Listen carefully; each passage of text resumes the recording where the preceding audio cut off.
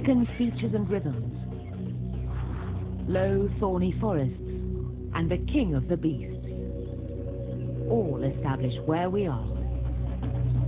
Or does it? Things here aren't as they seem.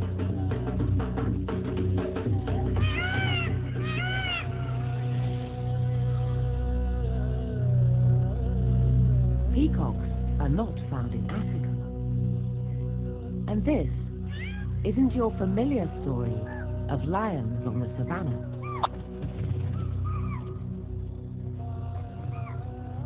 This is Leo persica, the Asiatic lion, and we're in the Gir forests of Gujrat in western India. In their remarkable journey back from the brink of extinction, the lions of Gir have reclaimed lost territories and even colonized new habitat. This is the story of the fall and rise of the last lions of India.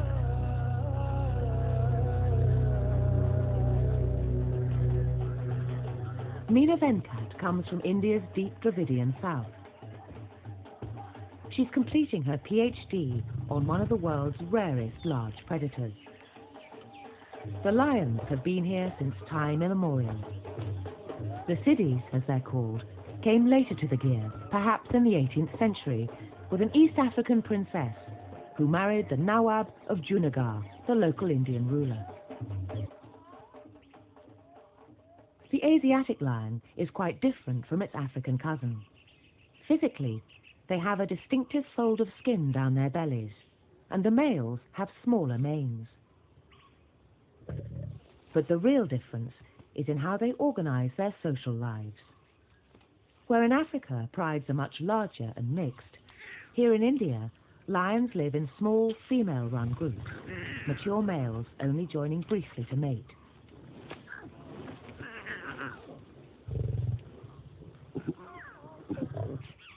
Once, the Asiatic lions stretched west across Asia as far as Greece. These were the lions that Androcles and Daniel faced, the lions of ancient Greece and the Bible. These are the same lions that the Romans set upon the Christians in the Colosseum, and these are the very last of that ancient race.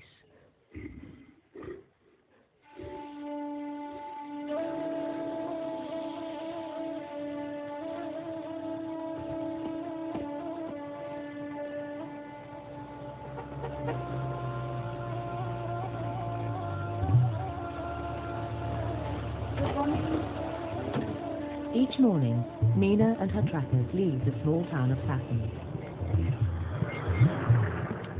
They drive into the Gir forest.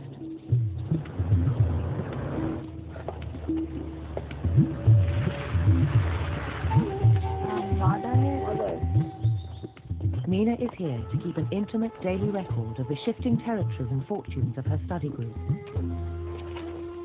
So tracking lions is sometimes very easy, and sometimes it's quite frustrating. Now there's a cheetah alarm call there, so there's one more lead. After many months in the field, Meena can now identify over 60 individuals by sight. Cheetahs. Inevitably, she has her favorites.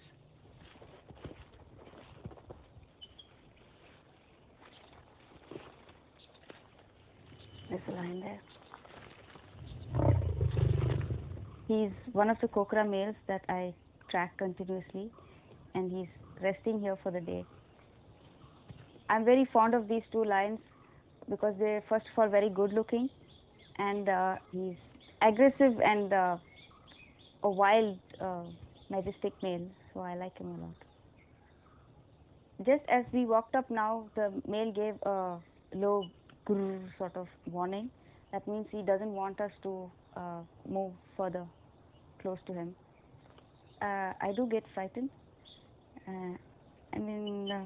I'm worried. I'm not frightened, but I know anything can happen. The Kokora males are next in line to rule prime territory in the Gir. The Gir forests may seem vast, stretching for 1,412 square kilometers. But as the kokora males will find out, competition here is intense. This can be a harsh land. In summer, it is desiccated and unforgiving. Now all must endure months of dusty uncertainty as temperatures climb to over 45 degrees.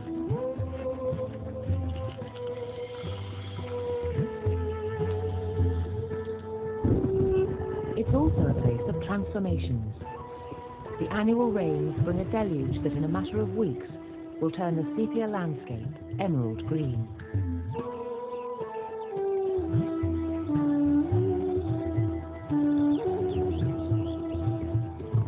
Between these extremes, the gyr plays a fickle host to one of the highest concentrations of carnivores in Asia.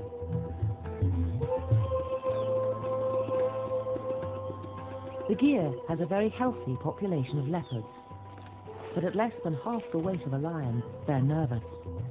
If caught on the ground, they'll be killed.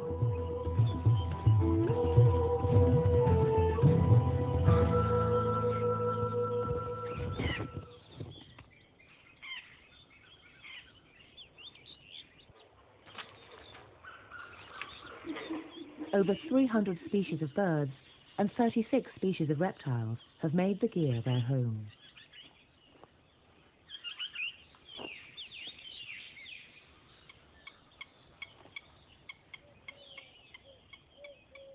The gyr is one of the last places left in Asia where semi-nomadic pastoralists still live in uneasy harmony with large predators, as all our ancestors once did.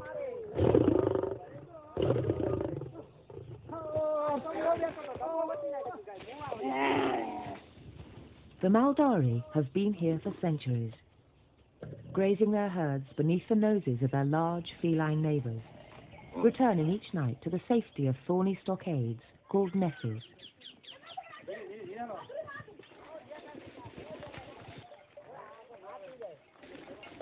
They take their losses philosophically.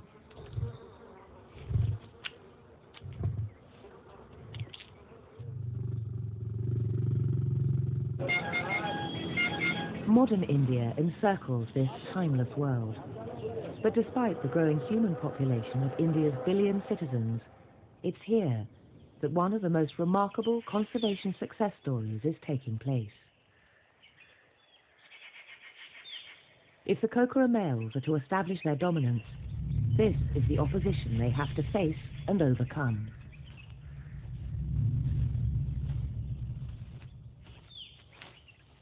Male Asiatic lions often form coalitions to patrol shared territory. Usually related, they join to hunt and unite to drive off rivals.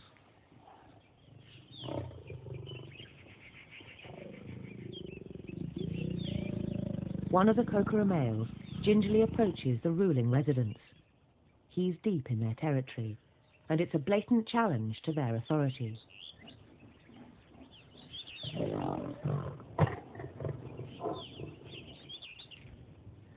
These grizzled veterans have seen many territorial battles, but age is now beginning to show.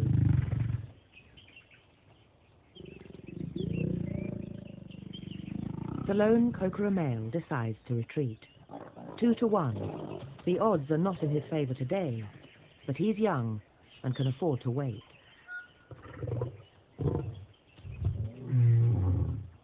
The veterans rule for another day.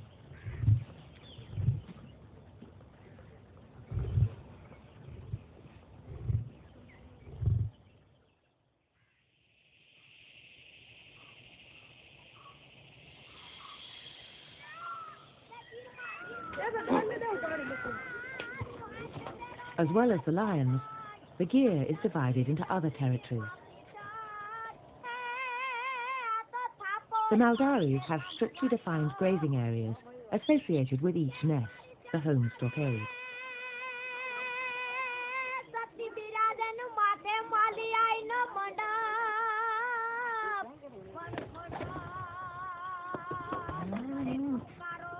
The Maldaris' lives revolve around the unchanging routines of taking their cattle and buffaloes out of the nest at first light, grazing, and returning at dusk.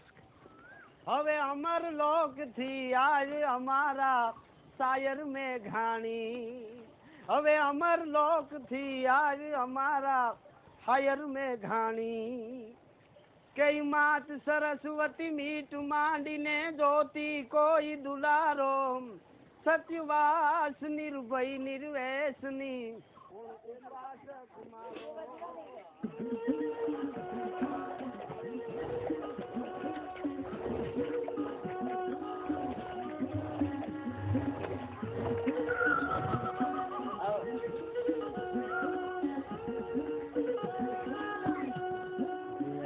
It would be easy to romanticize the Maldari's world.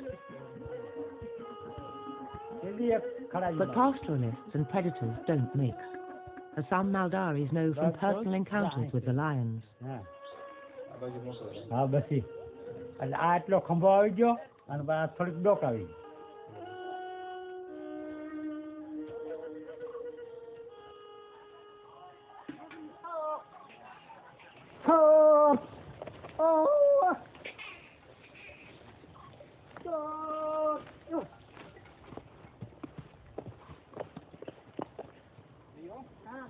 The Maldari's cattle and buffalo have always formed a significant part of the lion's diet. Strict vegetarians, the Maldaris keep cattle solely for milk. If an animal is killed by the lions, it has no further value for them and is abandoned to the local carnivores.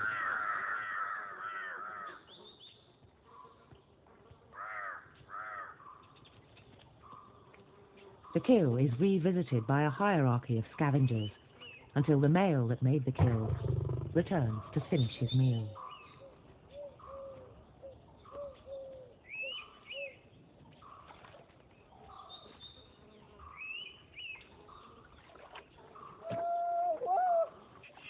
Late afternoon, and the herdsmen start to call in their cattle and buffaloes.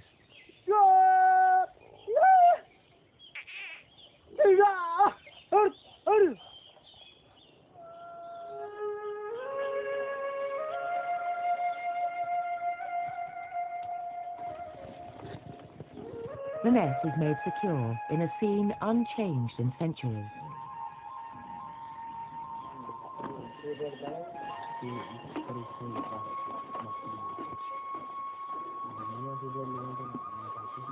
In the patriarchal world of the nest, roles and responsibilities are clearly demarcated.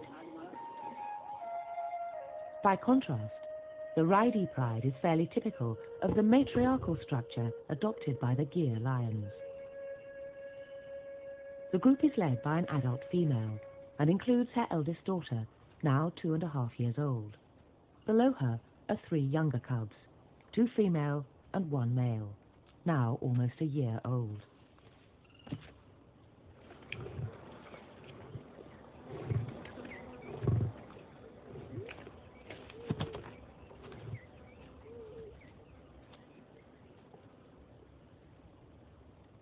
For now, the pride will depend on the lioness, supported by her eldest daughter, to make enough kills to sustain the whole family.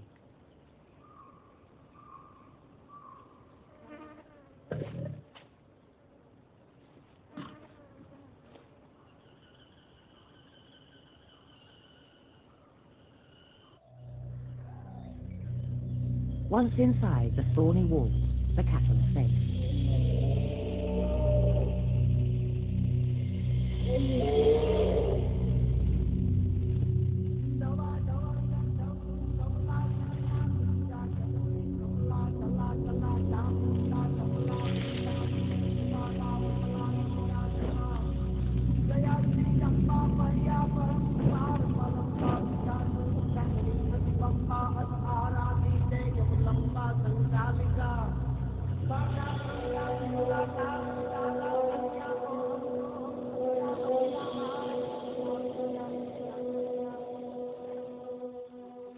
Lions don't often share kills with lionesses, or even their own offspring.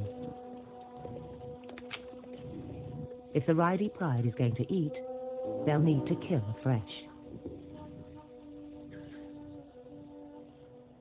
Their inexperience shows, as full moon, when the herds can see them coming a long way off.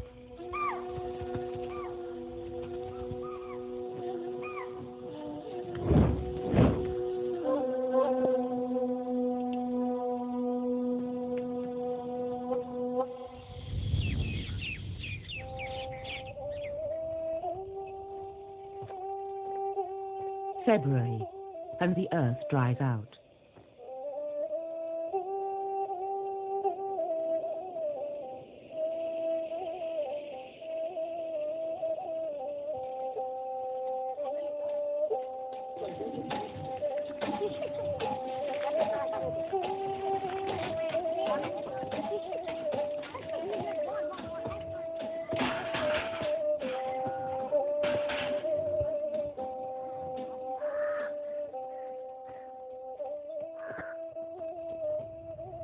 March and high summer turns to drought.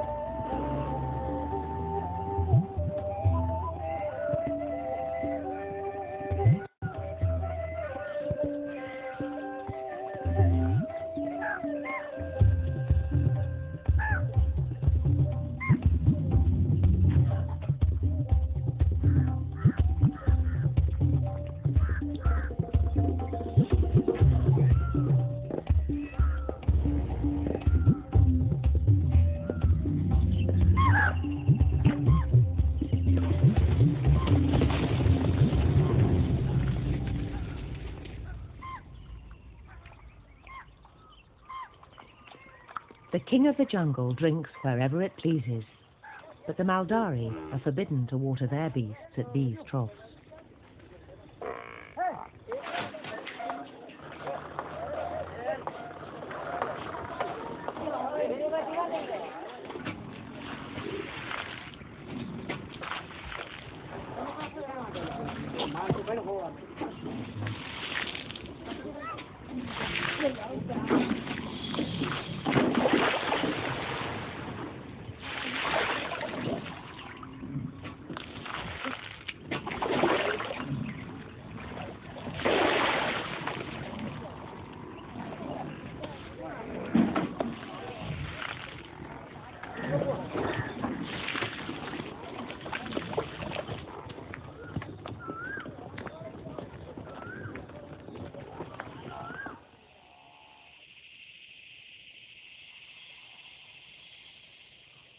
Today, the Gir lions enjoy considerable protection, getting what they need, if not on a plate, then on a very large concrete saucer.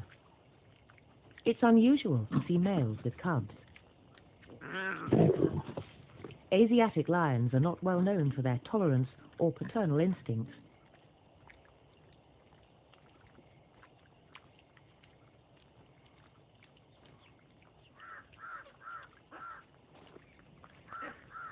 If the kokora pair succeeds in deposing their territorial rivals, cubs like this will be in grave danger.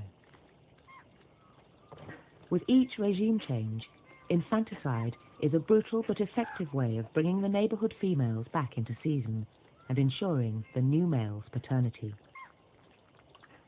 Today, the dangers the lions face are more from one another than from man. But until very recently, this was not always so. Shikari, or big game hunting, had always been a favourite pastime of India's ruling elite. But with British rule and the arrival of modern rifles, the slaughter of both tigers and lions accelerated and populations crashed. In 1900, the Nawab of Junagadh invited Lord Curzon, the British Viceroy, here to his hunting lodge in the Gir. But when it was discovered that there were less than 20 animals left, Nawab and Viceroy decided that the time had come to try and save the few remaining animals. India's last lions had come within a cat's whisper of oblivion. Once protected, the lions' population grew steadily.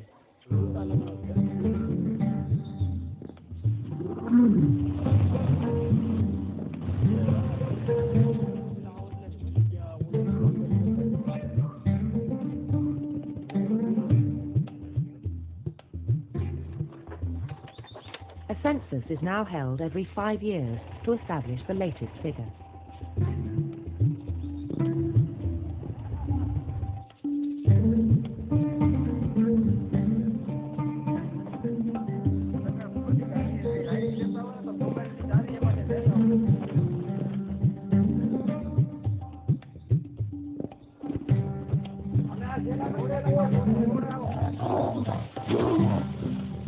The Riley pride is found quarrelling in the undergrowth over a wild boar kill.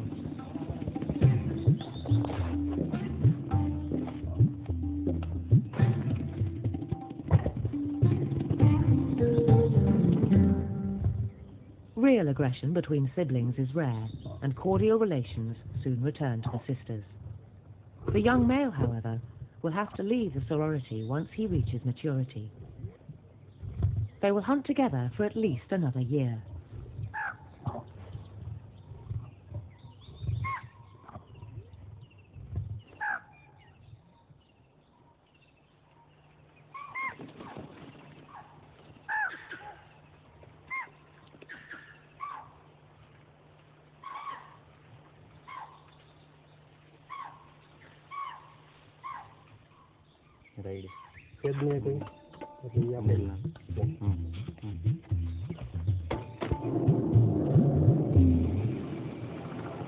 This is Junagadh, the Nawab's old capital. Today, the man in charge is the conservator of forests, Bharat Pathak. of environment and forest. આખું ફરીવાર recast type કરી અને આખું બદલાવી. As field director for the gear, the lion's welfare is his prime responsibility. Protecting large predators alongside large human and domestic animal populations is an almost impossible juggling act. But under Mr. Pathak's management, the lion population has steadily grown. And as a result, there is a growing case to declare the gear a World Heritage Site. Our current estimate, this April 2005 estimate of lion population is somewhere between 350 to 370. So officially it is 359 plus or minus 10 animals. That is the population.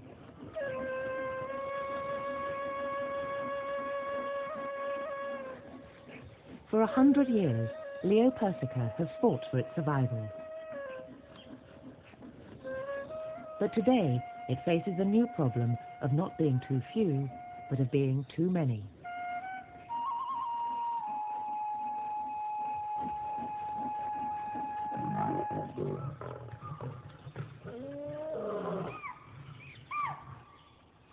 Territorial disputes between mature males are inevitable, but with lion numbers growing faster than lion habitat, conflicts are on the increase.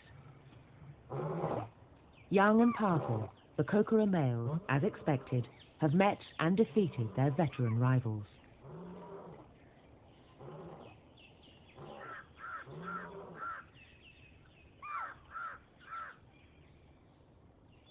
With a characteristic grimace, one of the Kokora males tastes the odor of a female in season, using a special scent organ in the roof of his mouth.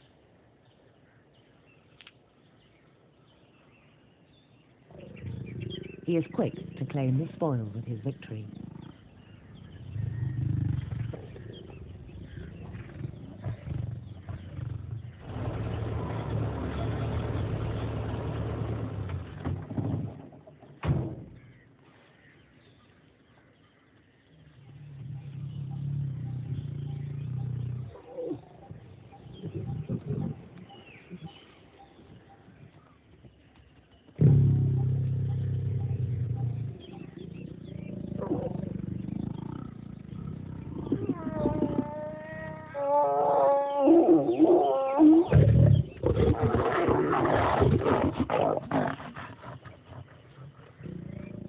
A week back, it hit 46 degrees.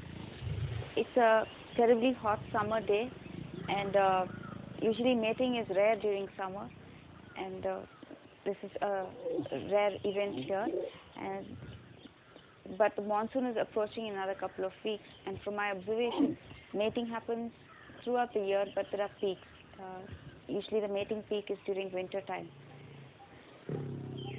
Amazingly, her presence is tolerated, even during mating, when males are at their most aggressive and unpredictable.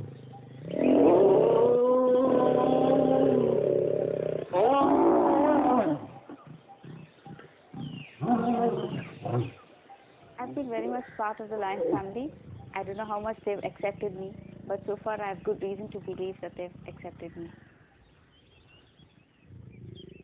Females will stay in estrus for 4 or so days, during which time the male doesn't leave, mating after every 20 minutes. They'll not eat, and it's only when the female makes it absolutely clear she's had enough does copulation end and the couple separate again.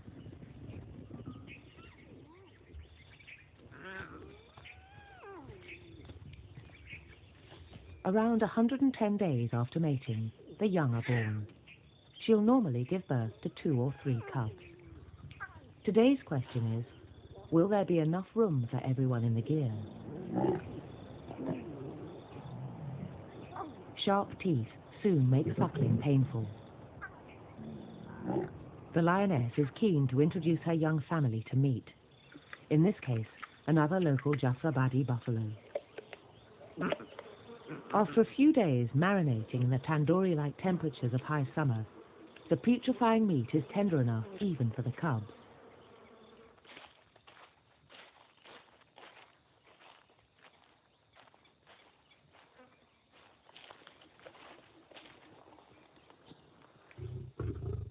Lionesses can be ferociously protective, and Mina's choice of career has been the cause of some anxiety to friends and family, especially her own mother. Last year, my mother had visited me, and we had taken her along, and she was very afraid because I was in this sitting like this, and she felt that if a lion rushed and I was in a losing position and I couldn't get up and run away or something, so till that time she went, boarded the train and left. She said, "Don't do that. At least you have to." Be in a position where, you can get up and scoot. Okay, it's now around 5:45. So around 6:30, this animal would probably get up, have a drink of water, and then set out on a hunt. There she's about to get up.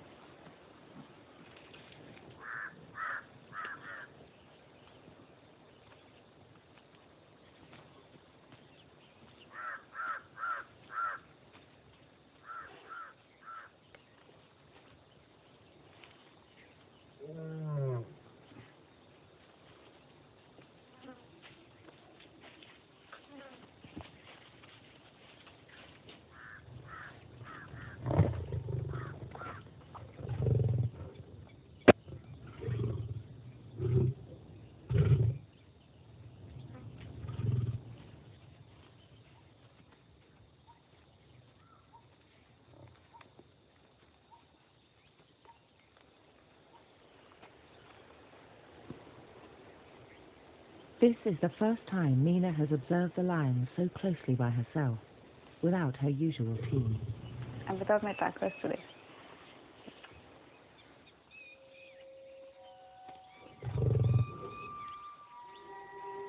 The way she's talking, it looks like there's some animal at the water point, so just go quiet.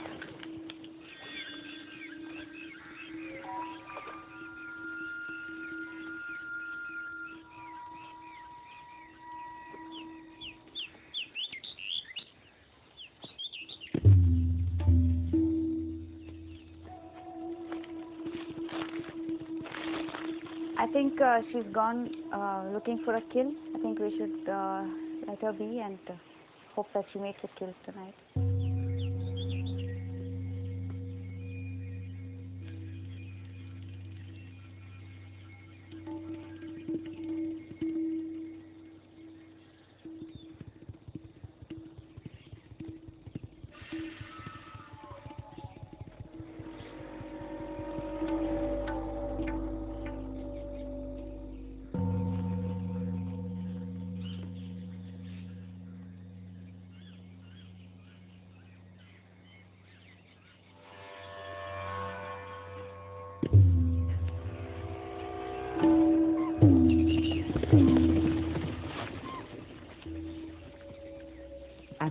grow, their diet becomes increasingly carnivorous. But even now, as the lioness's teeth show, her cubs are still suckling.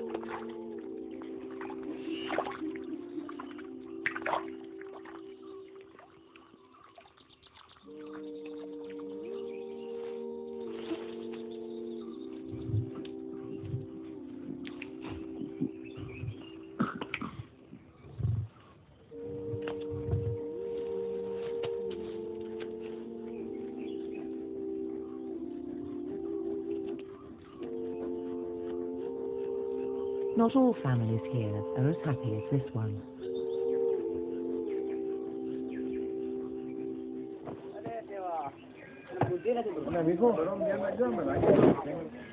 With lion numbers growing, the forestry department has been compensating Maldari families to relocate outside the Gir with their cattle. The plan is to reduce the pressure on grazing and to allow the numbers of deer and antelope, the lion's natural prey, to increase.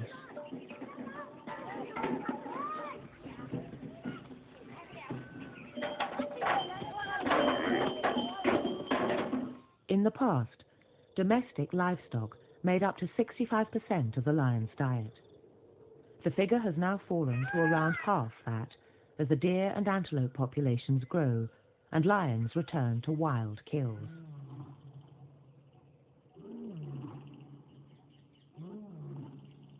As the moon wanes, the advantage of surprise passes from prey to predator.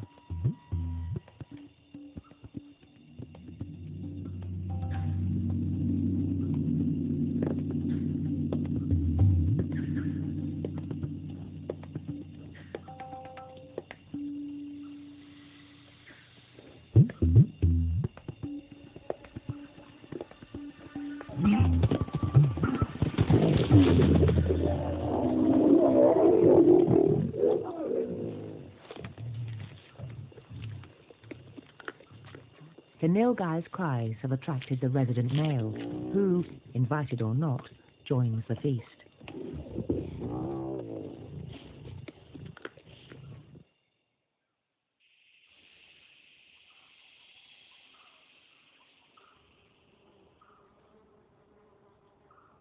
After consuming a fully grown female nilgai, even the normally timid deer seem to know that the Raidi pride are too full to hunt today.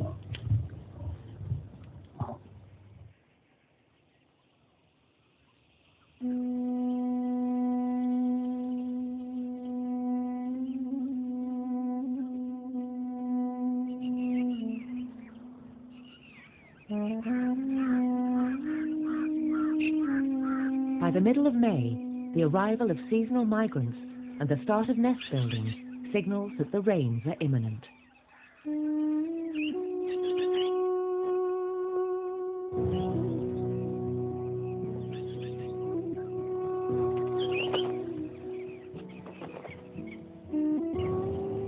According to local folklore, if the lapwings lay their eggs low in the riverbed, the rains will fail. The higher the ground they choose, the better the monsoon.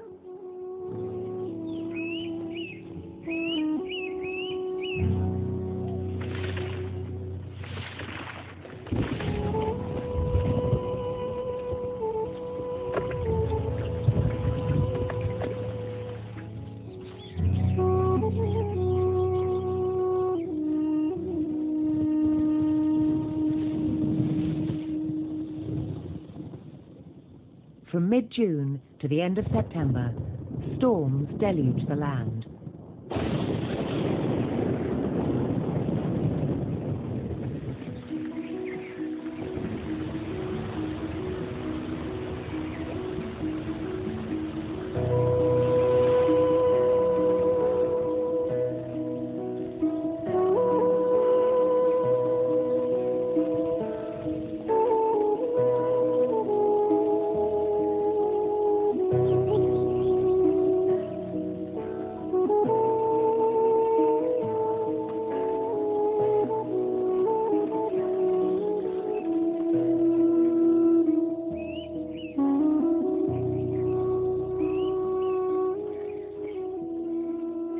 On the high ground, the lapwings have got it right.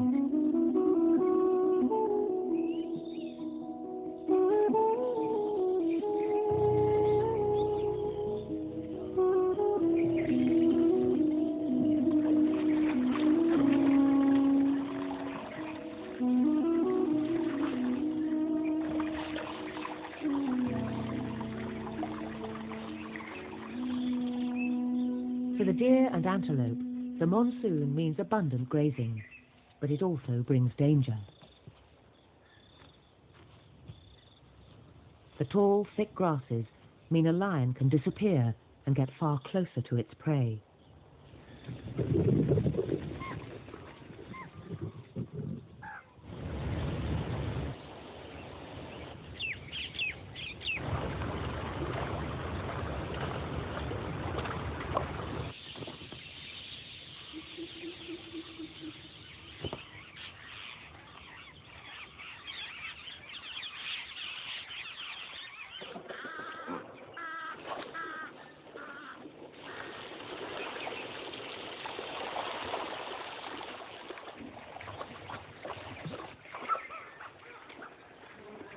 The post-monsoon flush brings clouds of insects. For some, the flies are a torment. For others, they're a blessing. In times like these, even a crested hawk eagle is tempted to try the seasonal fare. As soon as the rains stop, the land starts drying out almost immediately.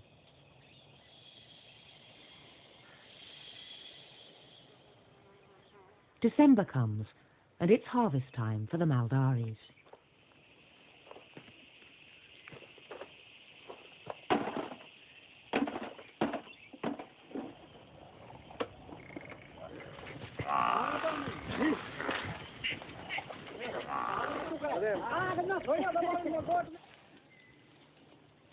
Women make hay, while the men celebrate their prowess as guardians of the precious herd.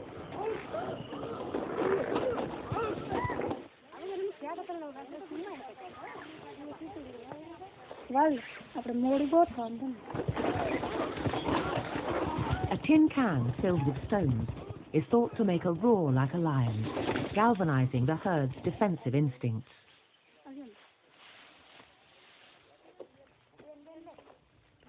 The highly traditional world of the Maldaris seems a timeless and unchanging part of the gear. But the number of Maldari families has more than halved in the last 10 years, leaving more grazing for the lion's natural prey. Even so, the gear is not big enough for everybody.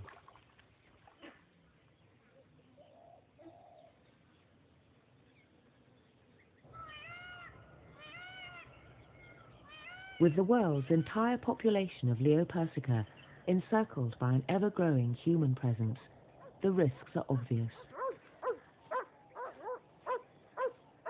An outbreak of canine distemper, or rabies, is a potentially catastrophic possibility.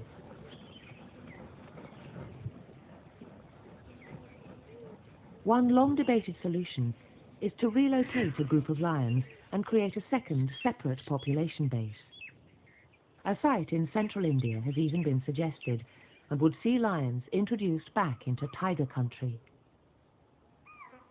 For the first time in 5 centuries, the world's 2 supercats would share habitat. With a 50-kilo weight advantage, a tiger could kill a lone lion.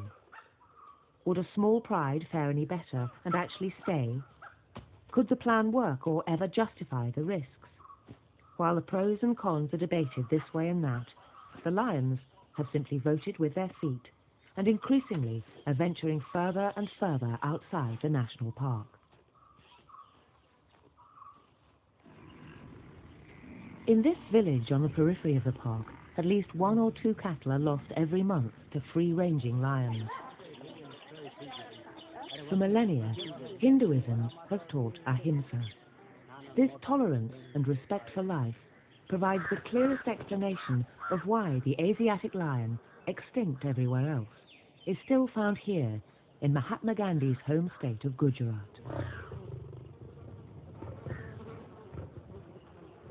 One of Meena's kokora males has been operating on the edge of the park.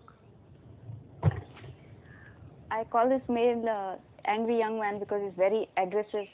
He's attacked quite often, and we approach very cautiously.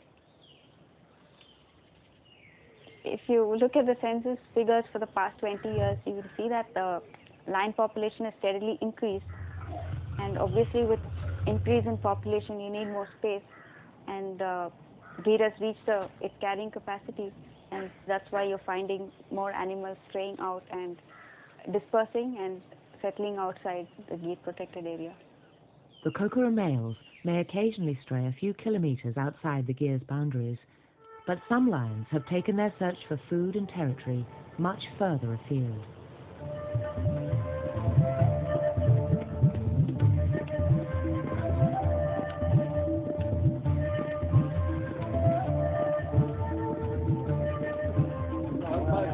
"35 kilometers south of the Gyr, in a thin, thorny strip of acacia scrub, a small group of lions have created a home for themselves.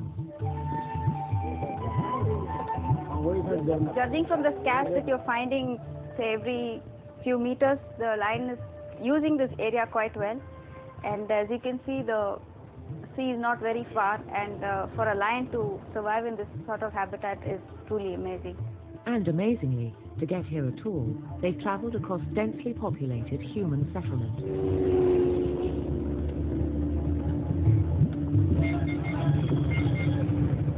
The lions have been living off these large herds of antelope that have also established themselves along the coastal belt.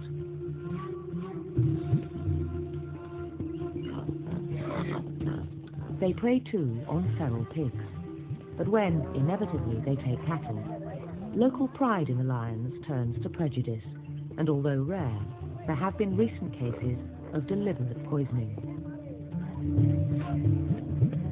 The very success of the Asiatic lion is creating its own problems, as the Gyr's field director, Bharat Pathak, acknowledges. Protecting the protected species in protected area is comparatively easy. But protecting the protected species outside protected area, it's a challenge.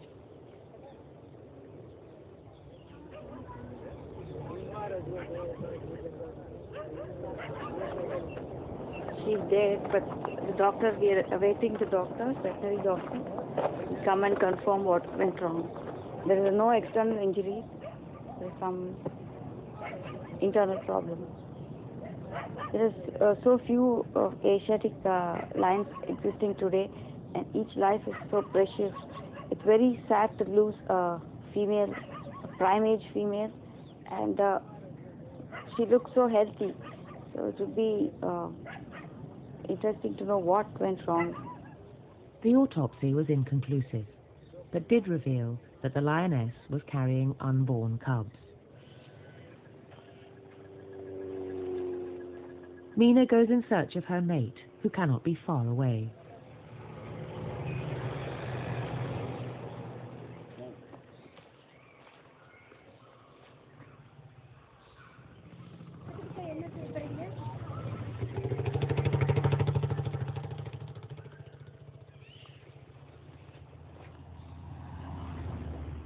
I've been studying the Asiatic lions for the past 3.5 years, and I think that I know something. And then I come to the coastal habitat and I see the lions here, and I'm really amazed because it's so close to people and the environment is so different. It just shows the surviving skills of the Asiatic lion. There's so much human activity around us, yet the lion is so unperturbed.